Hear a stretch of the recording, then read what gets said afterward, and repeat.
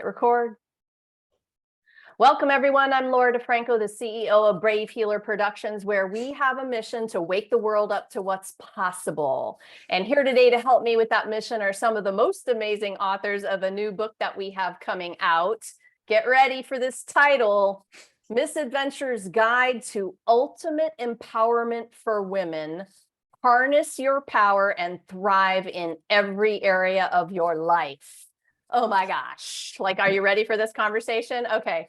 So before I introduce these amazing women to you today, I want to say a huge thank you to Stephanie Bailey. She's our lead author in this project. Stephanie, we wouldn't be here without you and your big heart and your massive vision for women in general, but for this topic. And we've been having such a good time this week talking about empowerment and what it means. And I'm just so honored to be doing this with you, girl. You are an amazing goddess. So thank you. So who do I have with me today? Christine Falcon-Daigle is a published writer and poet, certified yoga instructor, women's circle facilitator, and for the last 12 years has supported adults who are serious about change through week-long experiential retreats at the Hoffman Institute. Welcome, Christine. Yeah. We have Jennifer Tasker with us. She's an empath, light energy worker, and clairvoyant. Her passions include astrology, numerology, Reiki, crystal healing, and helping others to be their best selves using her intuitive and spiritual guidance. I'm so glad that you're here, Jennifer. And Pamela D. Jordan is an active duty Army officer, social media influencer, and angel mom, utilizing her platforms to promote awareness of osteosarcoma and healing. Welcome, Pam. I'm so happy to have all three of you here today. I cannot wait to get into this conversation. Christine, let's start the party off with you. Tell us about your amazing chapter. Well, first, I just want to say a huge, huge thank you to my other co-authors here. Your stories have moved me beyond words. So I'm so honored to be here with you both. And my chapter is chapter 11. It is called Surviving a Difficult Divorce and Marrying a Younger Man, and How I Found the Love of My Life in the Process. Me. I like that title. It's like good enough already. I love it. Tell us more. Tell us about why you decided to write about that topic. I know this was hard and vulnerable for you. It really was, Laura. It's probably the most vulnerable thing I've ever published. My intention is that if it can help one woman know that she's not alone and that she can make it through and find joy and happiness and freedom on the other end, that would make it all worthwhile for me. It was one of the most challenging experiences of my life. Of course, no one ever goes into marriage thinking they're going to wind up divorced. In fact, my first husband and I both came from divorced homes, and we swore we would never do that. We would never do that to our daughter. And lo and behold, that's what wound up happening. And so for me, it's been a really incredible journey, 10 years now of looking at my own stuff and all of the unconscious patterns that went into making that first choice in the first place with my first husband. You know, despite our best intentions, we had a good marriage, but it just wasn't quite right. And for me to feel like I even was worthy of having happiness and having the love that I wanted or imagined was possible, like that, I didn't even give myself permission for years to feel like that could be possible for me. So if it helps one woman know that it is possible to have your heart's desires, your dream of dreams come true in your romantic partnership, and that you are worthy of having everything you imagine and more. In my case, a lot more, because of course I was always shooting way below the bar. And yeah, like sky's the limit now. So now I get to really focus on my marriage. And I mean, let's face it, marriage is not easy. It's something for me that has been a spiritual path. And my current husband and I both are committed to becoming our healthiest and most expanded selves in this relationship. And that's really the partnership that I always longed for, and now I have it. I like hearing those stories. I think there's such a struggle in the world of healers. People who have committed to the journey tend to second guess themselves all the time. And we look at our part. We do take responsibility for our piece in the pie, in the relationship. But I think sometimes we do that for so long, forever, never really fully choosing us, which is how you started introducing yourself today. Hmm. And I think that's so hard sometimes when you're taught that everybody else comes first, no matter what, especially in a marriage. Or that it's your fault. For me, that Yeah. message, the shame message, was everything that happened was my fault. And there was a lot of shame and a lot of blame. And I mean, I would just rake myself over the coals. And I had a friend at one of the darkest moments for me. I was about to go into the courtroom, and he said, Christine, you are 100% responsible for 50% of what happened in that marriage. Do you get that? And it actually, I had to think about it. It took me a long time to accept, wow, there's two of us in this marriage, and everything was my fault, So yeah, a lot of lessons. Thank you, Christine. So as you guys can hear, we're going to be dropping some big nuggets of awareness today. And I thank all three of you for writing those vulnerable stories and really sharing your hearts and souls on the pages of this book.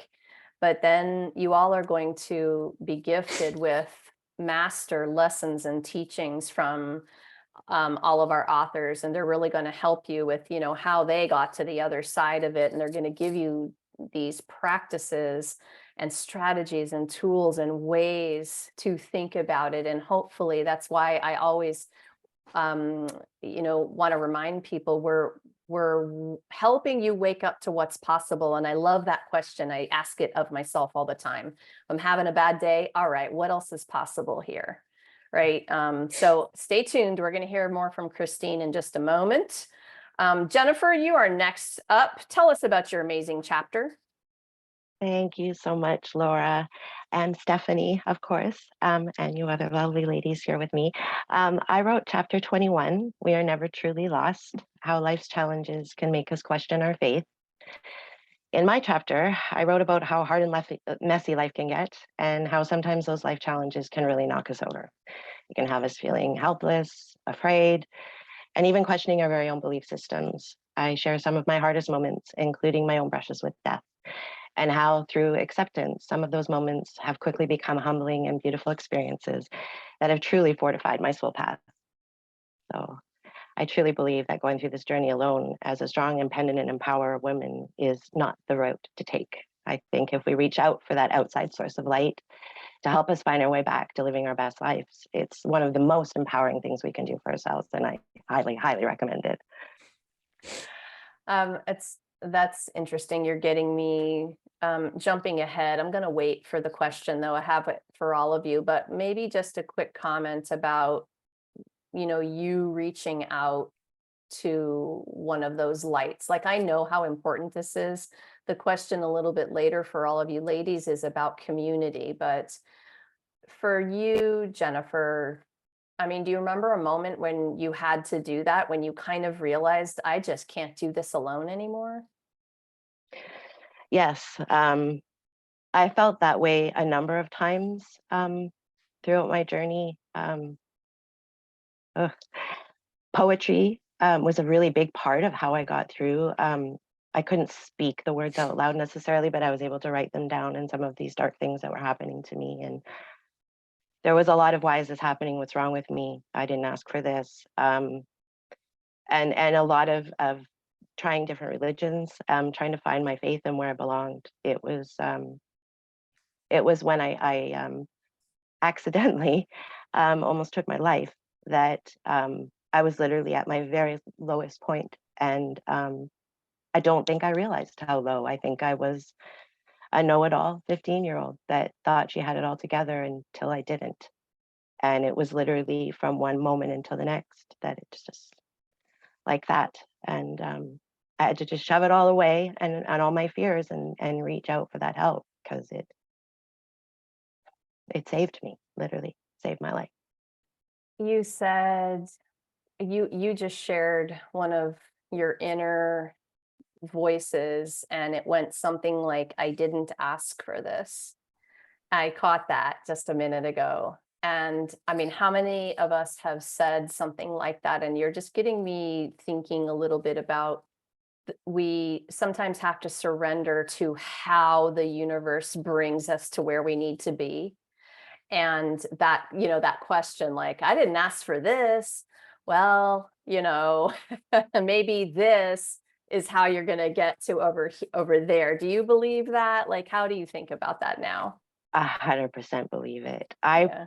I've gone through some really horrible things, hateful, horrible things that no one should have to endure, but every single one of them taught me something. And it took work.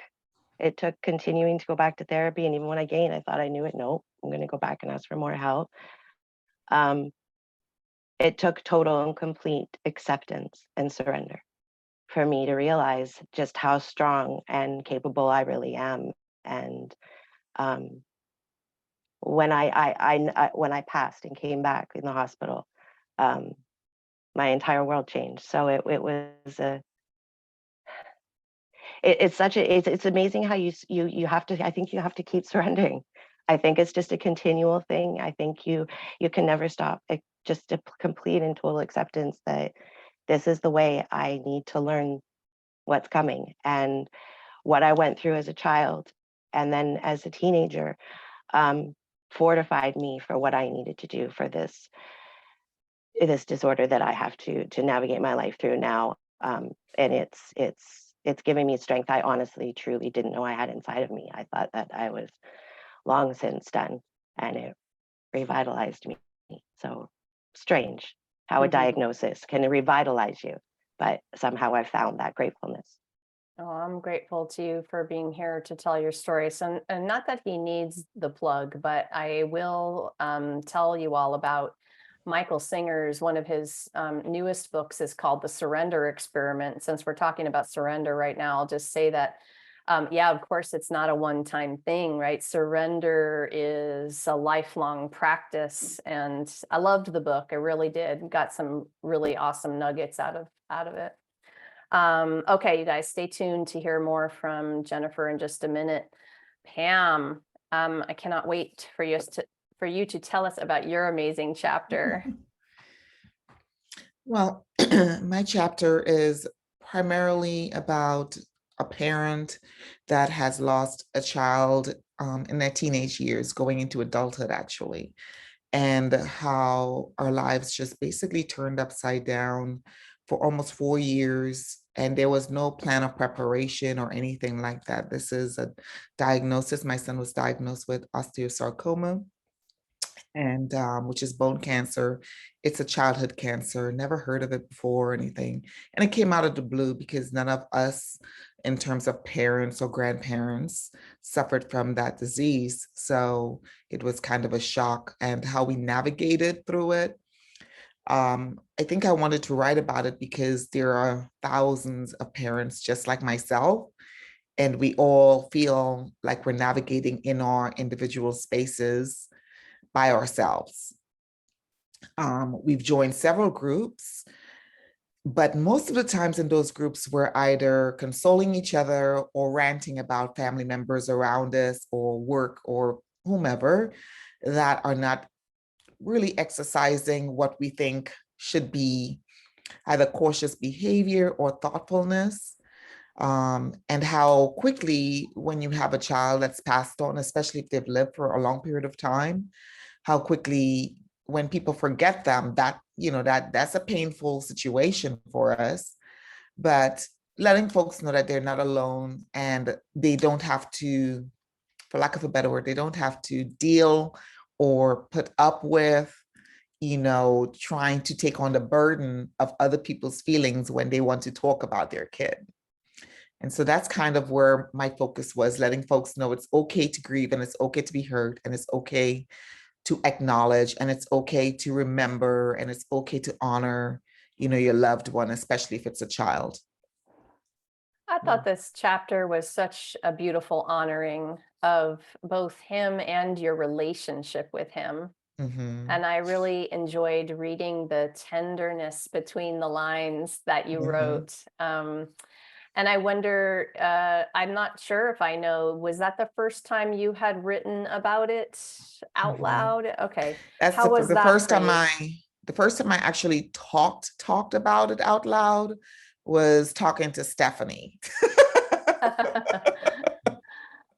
And I Okay. mean in detail, and that wasn't like the initial conversation. This is when we were going over the book for making adjustments, the editing piece. And that was literally the first time I've actually talked through and walked through, because in the past it's been like pieces, or I would tell someone a little bit about him or a little bit about a situation, or a joke he might have made or something to that effect.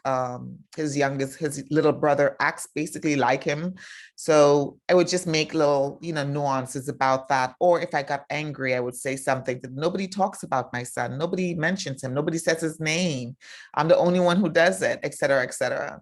So this was the first time in one lump sum doing that, having that conversation and recognizing, I know that the loss is deep. It's just how deep it was, Yeah. Well, you did an amazing job. Thank you. You really did. And I know I will just say thank you to you and to all three of you again for, stepping up, not just to say yes to this project, but like taking on the challenge I was giving you of being vulnerable and allowing people into your heart a little bit, and it's hard. It takes a warrior to do this. And then just again, reminding people that our authors are then going to share some master teachings and lessons and things that you can really put into place, and practical nuggets for you to take with you if you are finding yourselves in similar situations. So there's so many gifts in this book. I can't wait for people to have their hands on it. And I want to now start to talk about the idea of being empowered, feeling empowered, the theme of the book. Jennifer, I'm going to start with you for this one. What does it even mean to you personally to feel empowered? How does that go down for you? I think I've always reached to an outside source first for my strength. I didn't know what I was feeling inside or my connection to source, what that was. So I always looked to everyone around me. And when I'd see people just being themselves and not, I know this sounds really strange, but this was a really big impact to me. I find a woman that is out there with her hair out, all out and curly, her makeup off, and just being beautiful and in her raw, perfect self. It literally makes me just want to cry with joy, because I've always hidden behind masks. So that is actually one of the most empowering things that I can see. And I do, I'm one of those people that will walk up and tell them how incredibly beautiful I think they are. And it's okay to have lots of freckles, which actually I'm hiding with my makeup. But I have that, and I really just find that so beautiful, empowering. And it's something I'm still working on. I just, yeah, I'm in awe of it. I think we're all working on it. I mean, empowerment is a healing journey. It's a self-discovery journey, and it doesn't go away. I think we do this until we're at the end. Pamela, how about you for this one? What does it mean to you to feel or be empowered? I think the ability I've always been able to speak, but not necessarily speak my truth. I've always been able to say what people want to hear. And regardless, like taking a back seat, whether it's, and that's just speaking in my actions, empowering, making sure that I can feel like I can tell people it's okay to say no. It's okay to say not today. It's okay to say, I'm not going to jump out the shower to answer the phone. It's okay to do those things. And I think that that's finding a little bit of, for me, I'm still navigating that because I felt guilty because I've gotten so much from so many in dealing with my son and in my life and always people are pouring into me. I did not recognize how much I was pouring into others and literally accepting the fact that I am doing that. And sometimes I need to just say, okay, I'm going to halt for today. I can take on no more. So just being able to verbalize that or to find a way to say that where it's not offensive, because I'm in the military. I've been in the military for a long time. So a lot of times when I'm talking, I'm very direct and harsh, and that could come across the wrong way, not how my heart or my mind wants it to come across, but, practicing and being okay with telling myself, Pam, you're wrong. Or just telling myself I'm wrong and to take a step back as well. Yeah, I like how you're both talking about this so far. You're making me laugh. Does anyone else have a young person in their life that you're sitting together, maybe at the kitchen counter or somewhere, and your phone is there, and they see that you're getting a text or a call, and they say, "Aren't you going to answer it right this second?" And you're like, just like your shower comment, like, "I'm good. It's not a huge priority for me," but I'm telling you, this younger generation is like, you're doing something terrible if you don't answer right away. But that speaks to this culture that, yeah, like, ooh, everything is immediate, right? What if I don't want to answer it right now? It's okay to, it's okay not to. I think my daughter is she always has her phone in her hands, but she never, when someone texts her, I'm the one telling her, aren't you going to answer? And she's like, no, that can wait. That can wait. She's very, very patient, which I don't know where she gets that from. I think that's fantastic. Yes, it's good to have patience about it, but it's also just good to have the boundaries. And I think that's what you're talking about a little bit. Yes. Yeah, can have your own personal boundaries about what feels good for you. Christine, what do you want to add to this? How does it feel to you when you're empowered? I love that you just framed the question with the word, how does it feel? Because that is actually the key thing that I think I've noticed in the last couple of years through the pandemic.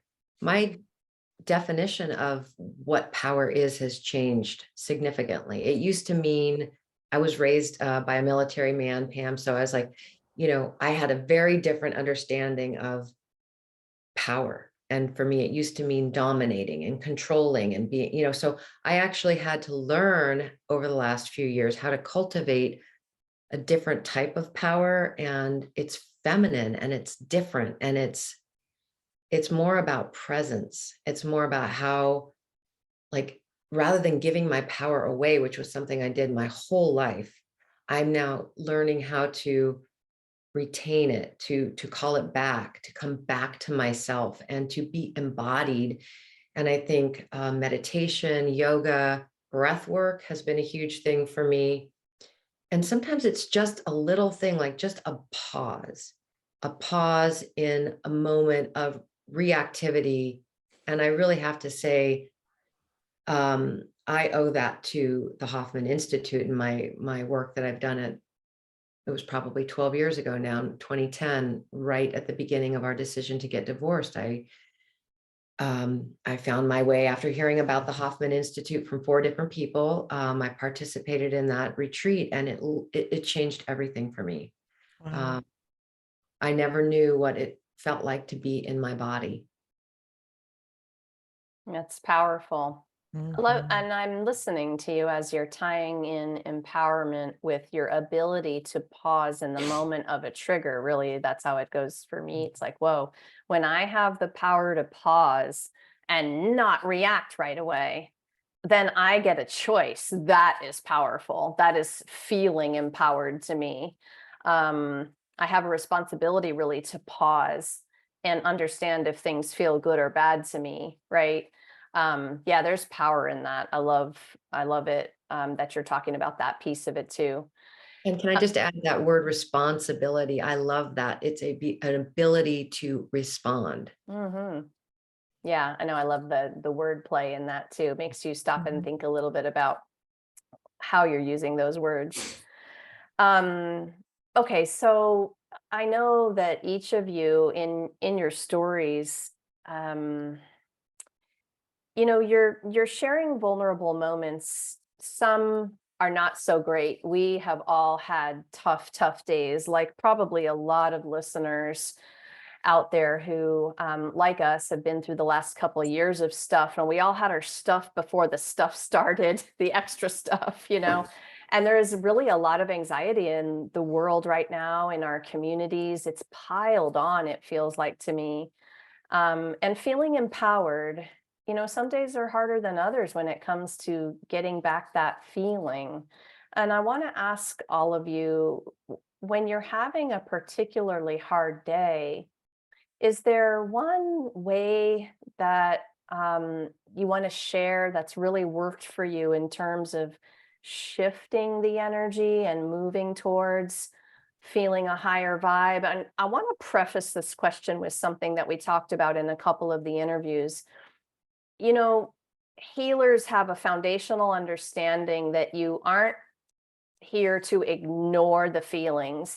Feeling everything is the first step, and allowing yourself to feel everything and just sitting in it and giving yourself permission to be in that feeling. So with the awareness of that, then we have a choice. And if it's time to shift, if we've been sitting in there for a while, maybe we're even feeling a little stuck there, but we're aware, we're waking up in it, and we're like, it's time to shift this.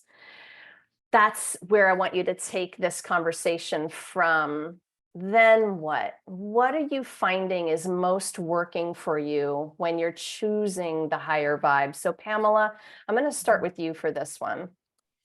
I think for me, and I'm still learning how to, but I think for me, what has made a change is doing. So I can think about what I want to do. I can get in an extremely, I heard you say anxiety earlier, but for me, it's a combination of anxiety and depression, and more so almost major depression like. So when I start feeling like I don't even want to move or shift, I look for something such as I will get up and open the blinds. I would get up and whether it's because my dogs can sense my energy as well. So I would get up, I'd just move from one room to the next, or I used to just find something to watch on TV. I don't do that anymore. I literally physically open a door and get fresh air, like the physical act of doing it. Even though I know I might not finish a task, I would get up and start a task, whether it's to make some coffee or some tea. And one of the things, it's the moving. If I feel that there is some sort of lull where it's getting really bad, today is actually the 6th year anniversary of Christian's passing. Oh. And so at the time that he passed, sometimes I notice that I get the lowest that around that time frame. So I got up and started. I was not planning on wearing makeup today. I got up and started, like out of the blue, and I started with a bright color so that I know I had no option but to continue. And so I started just putting makeup on my face. I had to do something. And that's just kind of the steps that I've been taking. And this is just small steps. I think I had not, like I said, I hadn't even realized all of this until I started really writing my chapter. It's to get up, it's to move, it's to call someone, it's to be there for someone else. It's just to do and to be.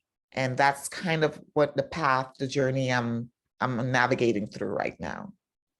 I feel so honored and excited that we are talking about this today, recording this beautiful interview today. Yeah, that's a little goosebumps moment. Thank you, Pamela. Thanks for being willing to share about it and also be really honest about, I think it's hard for people to say how depressed they feel. There's a Mhm. funky shame thing that goes on there, and then I see people hiding and not wanting to let other people know, and then that's a problem, right? And I love Mhm. that the doing you're talking about is healthy, Mhm. because we also have this conversation about doing too much, being doers Right. versus, human beings, or human beings, not human doings. But this is another kind of doing that we're talking about. We're talking about Mhm. shifting the energy. I love the visual you gave me of just opening the door for the fresh air. Mhm. I love that.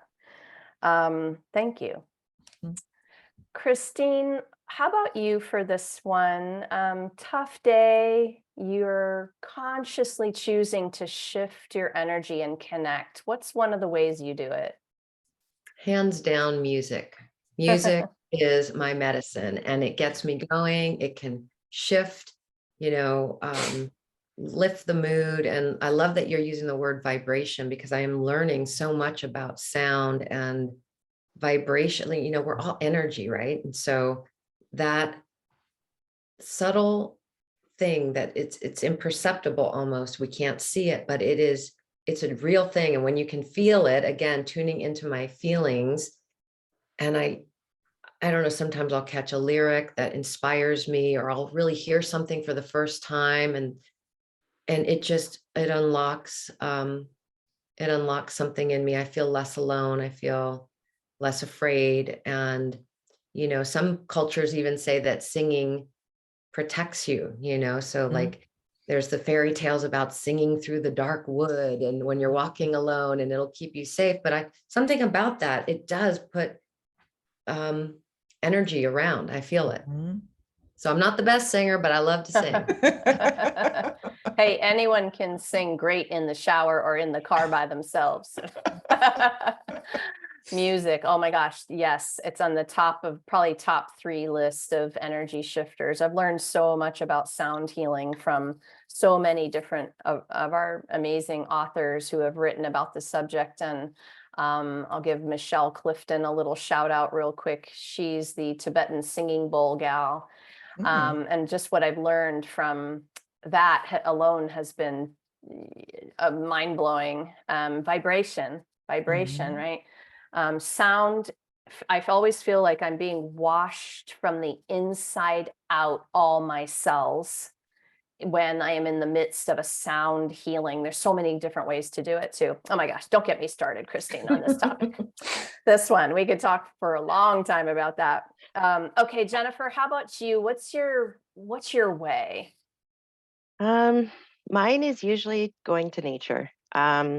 If I do allow myself the feelings, I agree. I think that that's really, really important to um, really sit in it and allow that if I'm sad and I'm mad and frustrated as heck, that's okay. And but pardon the language, our minds can also be assholes. Mm, So it goes from feelings to emotions, which our mind doesn't understand. It doesn't know that the things it's telling me is stressing me out or making me feel sad or angry. So I like to go outside and just right away to the birds. If I can't find any birds, to the trees, and just reminding myself. I mean, nature is just continuously adapting to its environment and to what's happening to it, Yes. whether it be a vicious storm that's battering at those leaves, it'll just bend and sway and it'll wash away the dust, and then it'll reach for that sun and grow and get a little bit taller and a little bit stronger once that sun comes out. And it makes me feel free. And I mean, when I get to see my birds, it's that reminder that they're not feeling these things. They're just being their beautiful selves and just flying so freely, and maybe coming over for a peanut and just super happy to have that and not worrying about what if I did do this or what if this happens. It's just really centers me and brings me back to now. I forget about time, space, and all the things, and just sit with it. And I just give myself that break. And I'm not saying it fixes everything, but it really helps me to bring myself back to my breath and a more even heartbeat, and just a little more centered than I was to begin with. So Yeah, it's an energy shifter, earthing, right? Do birds yeah. eat peanuts? I have a lot of Stellar Jays, so I give them full peanuts. Stellar Jays are like they're blue jays, but they're not. They're all blue Oh, yeah. here, but they love peanuts. And seagulls, Oh. funnily enough, I have a few pet seagulls that come over. You have to unshell those for them.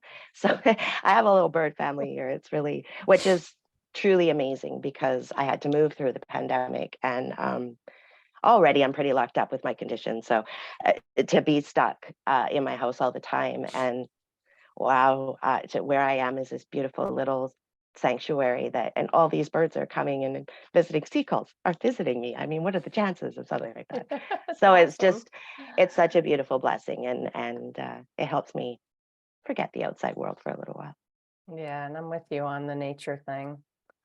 Um, okay, so last question for all of you today. I know that for me, the inner circle that surrounds me, the community of individuals that I choose to spend the time with, it literally for me has been the difference between success and failure when it comes to feeling and staying empowered and having that feeling inside of me, having people to help me stay accountable to my own dreams sometimes, and to inspire, to celebrate with, to stand next to me in the pain, all of it, right? It's really made a huge difference for me. I'm assuming that community has made a difference for all of you too. Christine, talk about the importance of that in your life. Well, the absence of community is something I know quite well. I have kind of defined myself as a lone wolf most of my life. I preferred to be alone. Being alone, being with others was scary for me. It meant pain. It meant betrayal. I was always a very sensitive kid, and I liked being with people, but it just, I don't know. I found that like when I really needed to, being alone was best and safest for me. But now I'm learning that yes, that is true. And also, there is something so incredibly beautiful in allowing myself to be seen, to be vulnerable, to be heard, and to not be better or worse than other people, because that was kind of a pattern of mine, was comparing myself. Oh, they're so much better off, or wow, gosh, they're so much more fucked up. I'm sorry, pardon the language. But now I'm getting to realize like we're all human. We're all doing this human thing. And to just find my place in the natural order of things. I think Mary Oliver said that, just I'm no better, I'm no worse, I'm just human, and I am strong and I'm weak at times, and I'm, can be incredibly, I'm all of it. And that is just a beautiful thing to realize, like I'm all of it. And it's helping me not only love myself more, but love other people more. The disowned parts of myself, when I take them back and I love those parts, I'm actually able to then show up and be a kinder, softer, safer, more loving person for everyone in my community. It's pretty cool. But That was a nugget she just dropped, y'all. If you're listening, Yeah. if you're really listening today, that was a Yeah. big nugget. That's deep self-love. That's you're talking a little bit about shadow work. That's a healer term. If you've never heard of shadow work, but loving those parts that originally you may have rejected Mhm. or not liked about yourself and bringing them back in. Oh, I love that, Christine. Thank you. It's beautiful. Jennifer, how about you on this one? So community, what has that meant to you on your journey? oh my gosh, community gave me my life back. I was very independent working, and next thing I knew, I'm off on disability and I'm stuck at home and allergic to the world. So, community I found online, just from trying to share my journey and just poetry and quotes. And I just meeting these beautiful people that maybe hear and see things a little bit more similar to me, might talk to people, might talk to their animals, nature. Just I've met people that have just made me feel normal, but not normal, if there is a normal. that all these crazy things that I've been through, that it's okay that you've been through this and that it's not your fault, like that other people have actually been through very similar things, and it's just opened up so many doors and so much love for me that I didn't know even I could even tap into and exist. And these beautiful souls that are willing to share their energy with one another, like the ladies in this room right now, is just it humbles me to no end. And community humbles me. It's the coming together, it's the total complete acceptance of one another at your darkest. And you know, even when you don't know you need them, there they are. Hey, are you okay? You know, can I do something, or can I just sit with you? Um, and it just, yeah, it just totally and completely humbles me, and I'm forever grateful for the people that are in my bubble and my community. I feel the same. It's been a life-changing shift to move into community and collaborative kind of healing energy. It's been a big deal. Pam, you're going to close us out today on this topic. How has that been for you on your journey? I think for me, I also found a community online. I was looking for, I would see people that had like best friends since they were children. And, I would have some sort of envy towards that because I am an immigrant. I'm just kind of I'm not an anomaly anymore, but I found that I was always searching for the girlfriends because I mostly had male friends. I just wasn't the girl kind of. And being online and my love for fragrance and fashion and that type of stuff, it was all started. I mean, I've always had it, but my channel was actually, and I think I wrote about that, started by Christian. It was a surprise when I came home and he had already set it up, and I felt really bad if I didn't do something. So I did something. And then lo and behold, because of the pandemic, I like full force put some energy and effort. Initially I didn't, but about 2 months into it, I was like, wow, I really enjoy this. And finding a group of people that there were women and men who have also lost their kids, teenagers, young adults, some to cancer, some to accidents, some to other types of diseases, immunotype diseases and stuff like that. So it may not have been my path, but just them sharing that inkling with me let me know that they felt they weren't alone. And to this day, we're talking going on 3 years strong, this community, and it's getting larger. I find myself, I'm revamping myself right now online, but it's sort of a tribe, and I enjoy it. I really enjoy it. It makes me feel like I have something, there are people counting on me, not just the military stuff, but people are actually counting on me for what I say or my humor, that type of stuff. And it's allowing me to be myself and to be unapologetic about it. So I really enjoy the online space where I find people who have the same, and let me, like, when I was a kid, I never mentioned this, but when I was a kid, I wanted to be a broadcaster.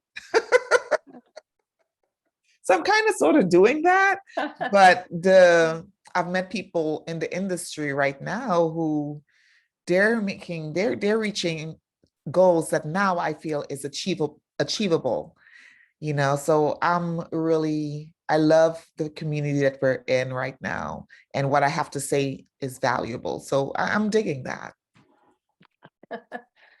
I love it. And I love that you're basically doing that thing that you wanted to do in some form. And gosh, hasn't it sounds a little bit corny, but hasn't the internet been a gift to all of us to make this world feel so much smaller? And especially over the last couple of years when everyone was, like quarantined. But it's really kind of mind-blowing if you think about some of the things that have happened in the last couple of years with all of this and how we're reaching across the globe to friends. I actually have girlfriends when I was deployed. There's a site called the Purse Forum because I love handbags. And I met a group of women there, and together we came off the site, 10 of us together. And when I was deployed, they were the ones writing me, they were the ones reaching out to me. Now, we've remained close. About 6 of us are still very close. So you're talking about 2006 till now. So the online presence and what it's done for relationships. And I think I put that as one of my, seeking relationships, that I love it. I absolutely love it. Yes, that's amazing. It's amazing to think about that. Mhm. Oh my goodness. Powerful women, thank you so much. Thank you, authors, experts, for what you're doing in the world. All 3 of you, thank you so much. And thank you for being here today to share it with everyone. Laura. Thanks, ladies. Thank you. Thank you, guys. It was wonderful to It see you was guys in person wonderful. again. Absolutely. So for all of our listeners today, I know that you heard something today that gave you the goosebumps, it made you curious. Maybe you're really craving to continue the conversation, right? We started the conversation on a lot of different topics today, under that beautiful umbrella of empowerment. So scroll on down into the show notes, because I have all of our authors hooked up with their websites and links there for you. And they're very generously there to help you take that next step on your journey, answer a question, get a little bit of support, have a feeling of community if you don't happen to have that feeling that all these women are talking about today. It's there for you. These books are so much more than books. They are an expert, heart-centered community for you to reach out to. And I'm so proud that our community of authors are that. And find out all the awesomeness that they're up to. Take a little adventure, click on the websites, you guys, and find out all about them. And of course, you're invited to our live stream book launch party. We're going to have all the Misadventures authors there with us on October 27th on the Brave Healer Productions Facebook page. That's going to be at 10 a.m. Eastern. I've got the link down below for you for that as well. And if you happen to be listening after that date, well, that means you can hop over to Amazon and grab your copy of this beautiful book, Misadventures Guide to Ultimate Empowerment for Women. Harness your power and thrive in every area of your life. Gotta love that title. Lastly today, everybody, remember, your words change the world when you're brave enough to share them. So it's time to be brave. See you next time, everyone. Bye, ladies. Yeah.